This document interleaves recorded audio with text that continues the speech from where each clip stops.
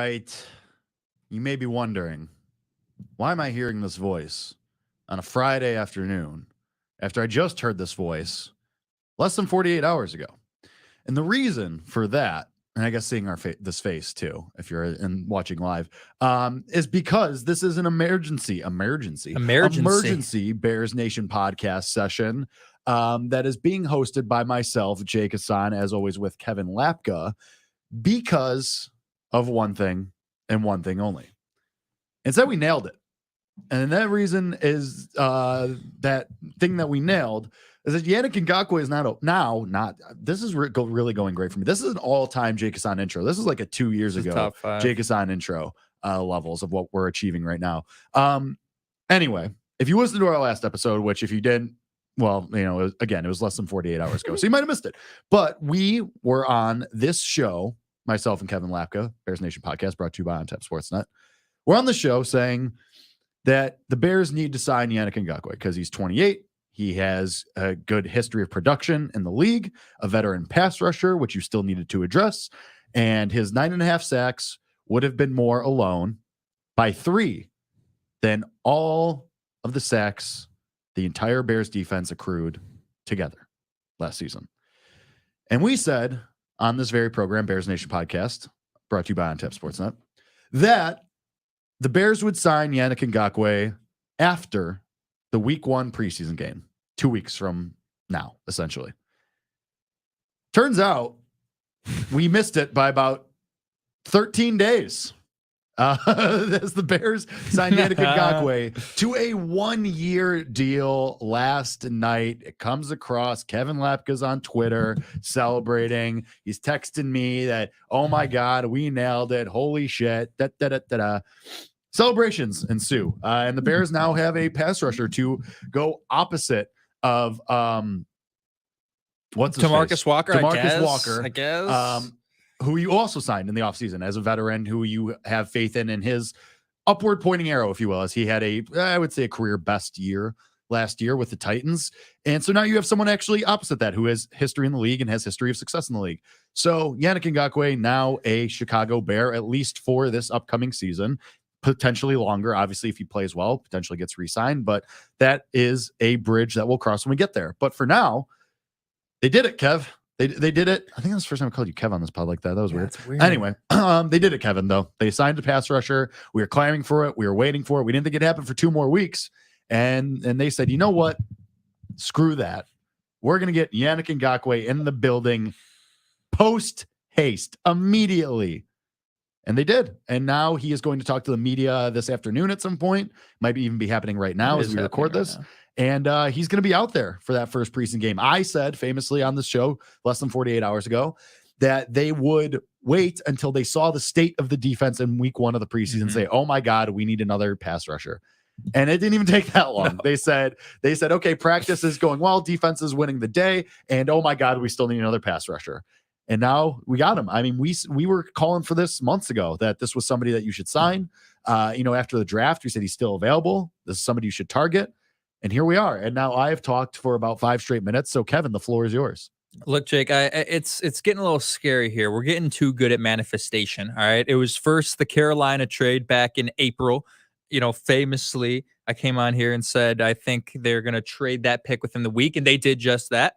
And then under 48 hours ago, we both proclamated that they would sign Marcedes Lewis. We did not proclamate that. That one was kind of out of left field that we'll get to, but we did proclamate that they would sign Yannick Ngakoue. And sure, was our timing a little off, maybe, but you can't be 100%. We were there. We manifested it. So anybody in the comments in the chats, like DM us on Twitter. We're here to manifest things for you. So anything in your life, I'm actively manifesting something already, but yeah, that's a personal thing. Okay, yeah. I mean, we all do it. We all manifest certain things, but we just have special powers. So if you want to come to us, we can do it for you. But Yannick Ngakoue is a Bear, and I'm thrilled about it. And it must have been, like you mentioned, maybe they went through 2 weeks of training camp and were like, oh shit, right? Like pads were on for literally a day. Yeah, they were on for literally a day, but like literally it's just 1 day. It's just interesting because the defense had been playing well in those 2 days, right? It's not like reports out of camp were the defensive front looks horrible. Must sign Yannick Ngakoue now. Like the defense was winning the day, but they still must have noticed something up front that, hey,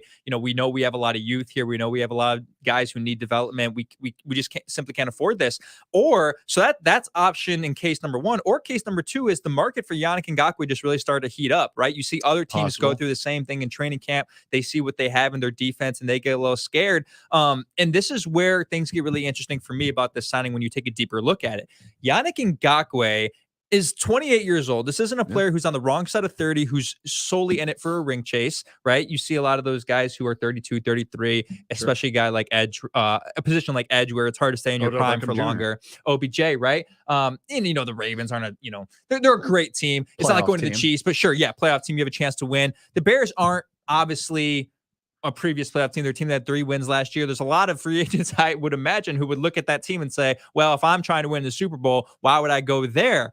But Yannick Ngakoue is one of those players. He was a guy who was looking for a championship pedigree out of the team you want to sign with. In June, on June 2nd, he said this. He said, quote, I definitely want to play for a contender, play for a team and an organization that wants to win a Super Bowl. And yes, all 32 teams want to win a Super Bowl, except for the 2022 Bears who, intentionally tanked. But that's kind of a blanket statement. But the part about definitely wanting to play for a contender, it says a lot to me that Ryan Poles was able to go into a meeting room with Yannick Ngakoue, knowing that he probably is having conversations with teams like the Chiefs who desperately need an edge rusher. They have George Karlaftis, but they lost Frank Clark in free agency, right? You look at Yannick Ngakoue and you look at Ryan Poles and what he was able to convince him that you are coming to a team that we believe can be great, not just for the coming years, but for this year. This is a 1-year, $10.5 million deal. You didn't sign him to a 3-year contract and say, hey,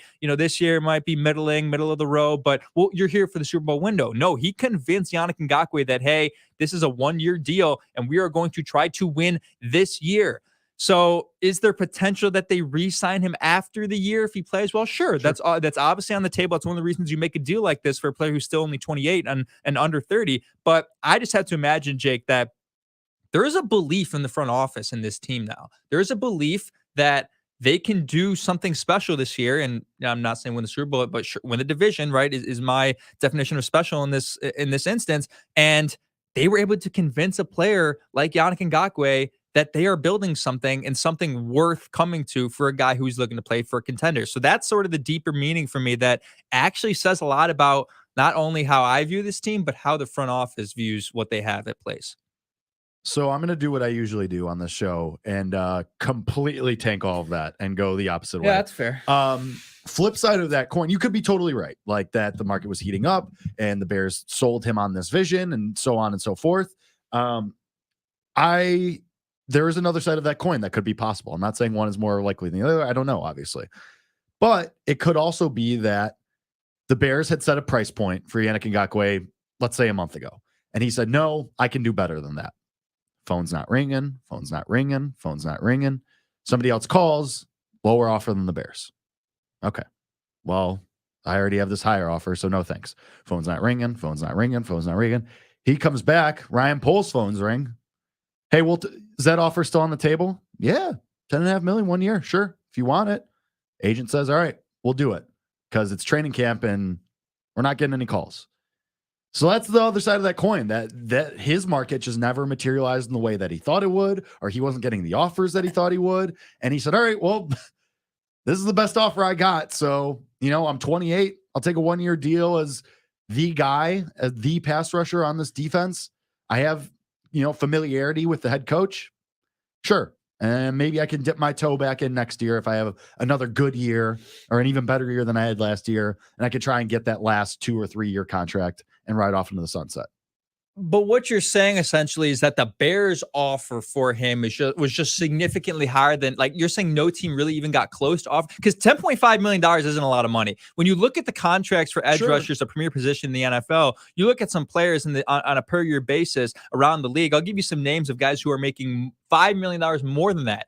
Zach Allen, defensive end for the Broncos, making $15 million a year. Carl Lawson, defensive end for the Jets, making $15 million a year. Hassan Reddick's deserving of that. Matt Milano, $14 million a year, right? Randy Gregory, $14 million a year. Like, if you compare the price point to other edge rushers and what they're making around the league, $10.5 million is a steal. So you might be right, but I have trouble believing that there was no other team that was getting remotely close to what the Bears were willing to offer. Sure. I think it's more likely that maybe the Bears did have the best offer, but even if there was even if the Chiefs were offering $9.5 million, is that extra $1 million there, worth it if you're trying to go like win a Super Bowl with the Chiefs? Like maybe he obviously was attracted to the money, but also thought that the Bears are building something special and have a chance to do something. And he's right in the sense that like, maybe he's the piece that puts him over the edge to make the playoffs and make some noise, right? Maybe he wants to be that guy to help push a team into playoff contention instead of just being an additional piece to a team that's already great. Some players desire that. He's maybe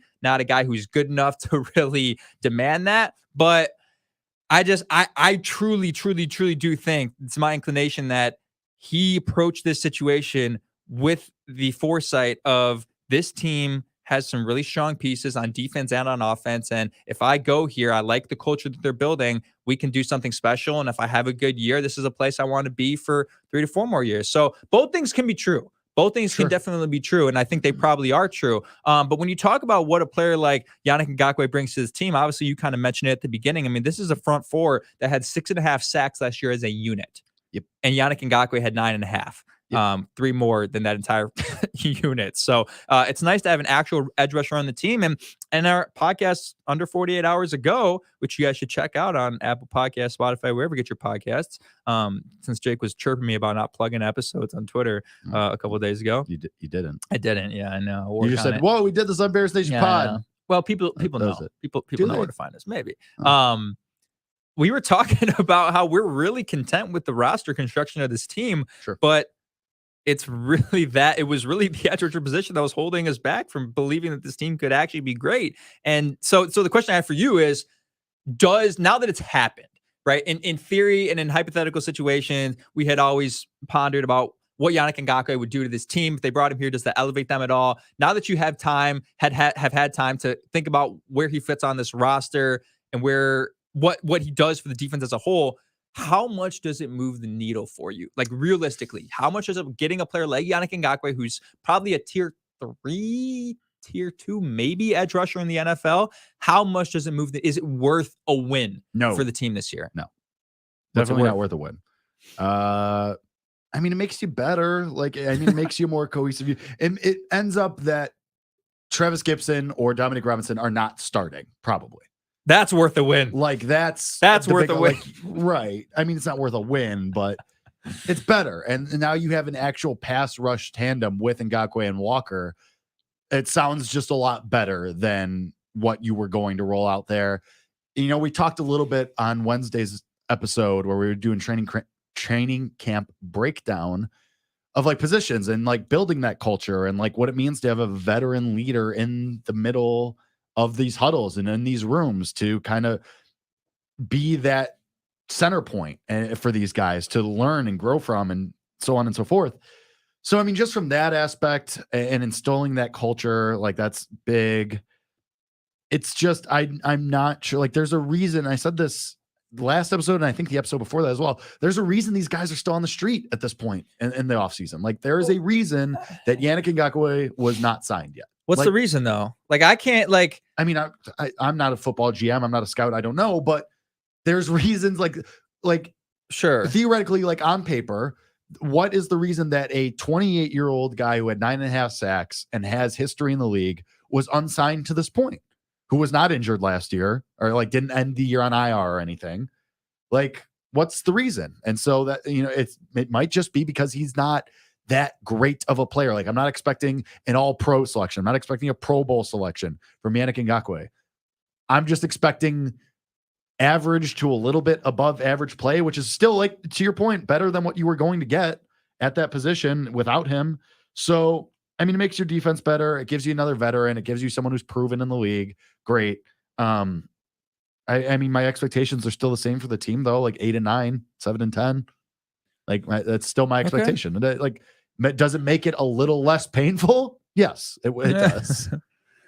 Sure. I mean, I get it. I think he's not worth a whole win. and I know we can't really calculate WAR in Sure. in the NFL, but this defense and the way it's currently constructed with how good the secondary can be is extremely reliant on the pressure they get up front. I mean, Sure. you add 9 sacks and a significant number of QB pressures to that front four, that's going to do wonders for a secondary that should be able to track guys down the field and be able to get takeaways. And those are game-changing plays. So it's almost like a trickle-down effect. And in that case, I think he brings a lot of value. But again, you couldn't enter week 1 with Travis Gibson and DeMarcus Walker as your starting edge rush. You just couldn't do it. We knew that it would happen.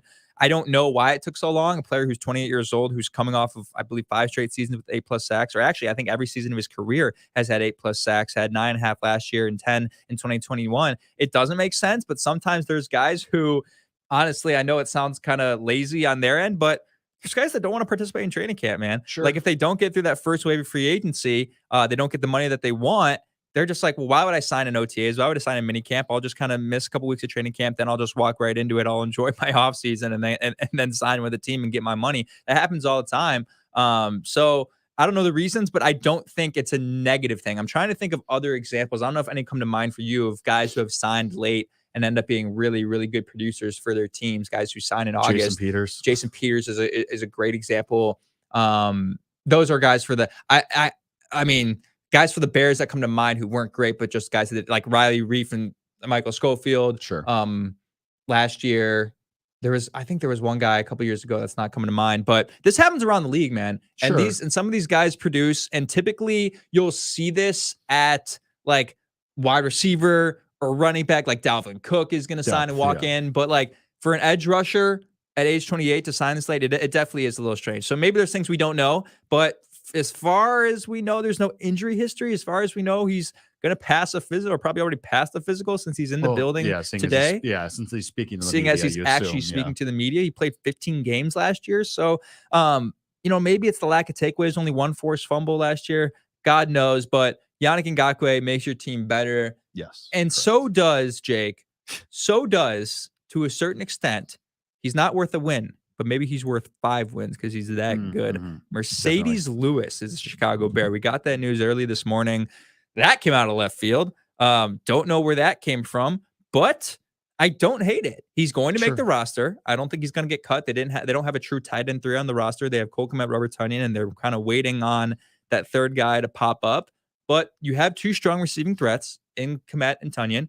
Now you got to get your blocking guy. They do get their blocking guy, Marcedes Lewis. Initial reactions to that move. I know it's probably not going to be strong. Yeah, I mean, it's a good depth move. Obviously, the Luke Getsy connection plays a part here. That's probably part of this familiarity with the scheme, so on and so forth. You sign him away from the division rival, the Packers. I mean, he was unsigned, so like whatever, but he was with the Packers the last couple of years. Yeah, I mean, I saw on Twitter earlier, he graded out as one of the best run blockers in the NFL the last couple of years. So you'll take that. Obviously, we know the Bears want to run the football, whether that be with Justin Fields or one of their stable of running backs. So yeah, I mean, overall good depth move. It's a good marginal move for your team.